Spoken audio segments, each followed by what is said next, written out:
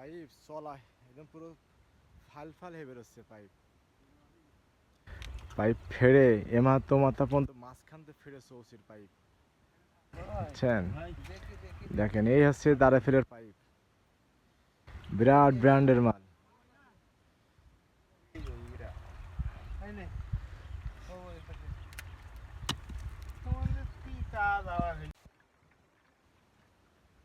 Pipe এমাতো মাথা ফেড়ে গেছে তাহলে একদম মাঝখানতে ভাই, দুই এপাশ তো পার দুই সাইডে ভাগ হয়ে গেছে। আচ্ছা আচ্ছা।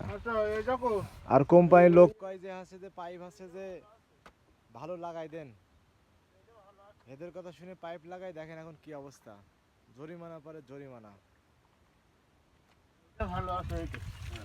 ওইটা ভালো আছে তাই তো, আর এটা পুরো আস্ত পাইপ ফেটে